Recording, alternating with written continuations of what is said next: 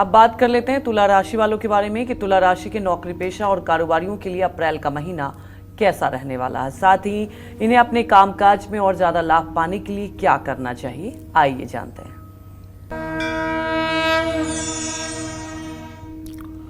तुला राशि के जातकों को कहना चाहूंगा कि देखिए, अभी जो स्थिति चल रही है, आपके राशि से केंद्र के मतलब कि तीनों स्थान बिना किसी ग्रह के हैं, खाली हैं।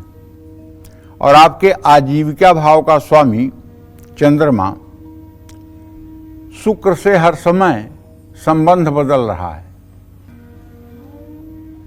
तो कहने का मतलब यह है कि यदि आपकी तुला राशि है तो अप्रैल का महीना आपके लिए चुनौतियों से भरा हो सकता है।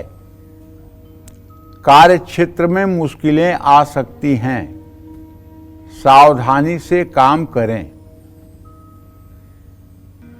8वें भाव में बृहस्पति कार्यों में रुकावट लाएंगे।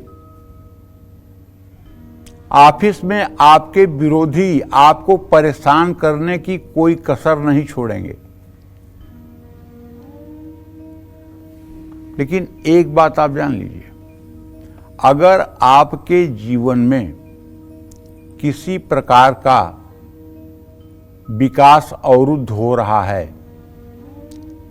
या जिस लायक आप हैं वहां तक आप नहीं पहुंच पा रहे हैं, किसी के षड्यंत्र के कारण, किसी के चक्रव्यूह के कारण, तो आप उसको मत दोष दीजिए। सच्ची बात आपसे कह रहा हूं, अपनी किस्मत ही खराब है कि उसको ऐसी बुद्धि हो रही है जो हमारा विरोध कर रहा है। उसको हमारा विरोध करने से या मेरा नुकसान करने से उसको क्या फायदा होगा। लेकिन नहीं, हमारी तकदीर उसके बुद्धि को भ्रष्ट कर रही है और वो हमारा विरोध कर रहा है।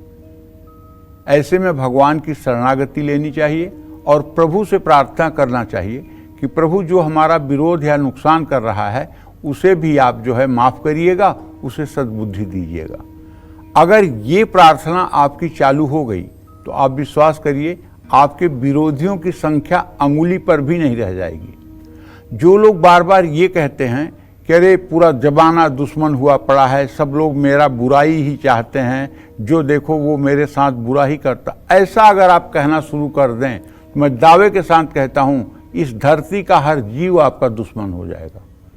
और अगर ये कहना शुरू कर दें कि भैया मैं तो बड़ा दुष्ट हूँ, बहुत नीच आदमी हूँ, लेकिन ये दुनिया इतनी अच्छी है कि इसके बावजूद भी लोग मुझे प्यार करते हैं, इसके बावजूद भी लोग मेरा सम्मान करते हैं, इसके बावजूद भी लोग मेरा सम्मान करते हैं, ये प्रभु की सृष्टि बहुत अच्छी है। अगर ये बात आपके मुंह से निकलना शुरू हो जाए तो आप देख लीजिए, एक दिन पूरी दुनिया आपको प्यार करने लगेगी और कोई व्यक्ति ऐसा संसार में नहीं होगा जो आपसे विरोध करे। तनाव का सामना भी करना पड़ सकता है। अपने सहकर्मियों और अधिकारियों से भी आपको सतर्क रहने की जरूरत होगी। 10वें भाव में मंगल के होने से आपको धैर्य रखना होगा। किसी भी तरह के विवाद से दूरी बनाए रखनी चाहिए। महीने के अंत में आमदनी बढ़ने का योग है। आपके प्रदर्शन में भी सुधार आएगा। अप्रैल का महीना तुला राशि के कारोबारियों के लिए अच्छा है। मंगल कारोबार में सफलता दिलाएंगे। नया संपर्क बनेगा, साझेदारियां होंगी जिनसे लाभ मिलेगा। कारोबारी यात्राएं लाभदायक साबित होंगी। जीवन साथी के साथ कोई कारोबार कर रहे हैं या कारोबार उनके नाम से है तो उसमें भी सफलता मिलेगी। नए कारोबार शुरू करने और नए फैसले लेने या नए प्रोडक्ट मार्केट में लाने से फायदा होगा, लेकिन आपको अपने खर्च संभालने होंगे वरना मुश्किलें आ सकती हैं।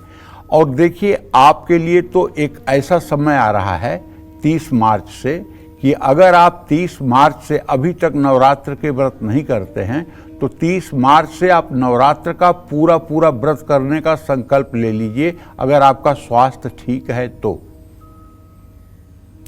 और 9 दिन व्रत करते हुए भगवती दुर्गा की आराधना करिए।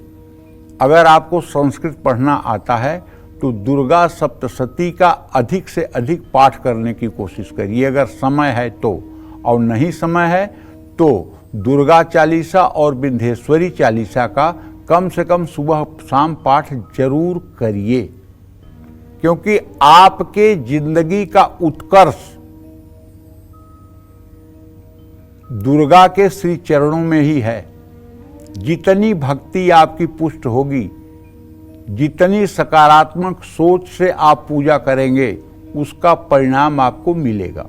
और महिलाओं को कहना चाहूँगा कि यदि आप अपने पति के पुरुषार्थ में, पुत्र के पुरुषार्थ में, अपने पुरुषार्थ में चार चांद लगाना चाहती हैं, तो आपको अब इस नवरात्र से श्री सूक्तम के 16 मंत्रों का सुबह शाम पाठ शुरू कर देना चाहिए। और आप ये नियम बना लें कि अब हमें चाहे किसी भी परिस्थिति में श्री सूक्तम के 16 मंत्रों का 16 बार सुबह शाम पाठ करना है, घी का दिया जला के, और महालक्ष्मी का आवाहन करना है कि हे माँ, तू अपने इस बेटी के हृदय में विराजमान हो जाओ, मेरे जीवन का दुख और दरिद्रता दूर करो। इस तरह से अगर आप रोज महालक्ष्मी से अपने हृदय में प्रवेश करने की प्रार्थना करेंगी तो एक दिन सचमुच में महालक्ष्मी आपके हृदय में रहेंगी और आप जहां जाएंगी वहीं सौभाग्य का उदय हो जाएगा। जय मां विंध्यवासिनी।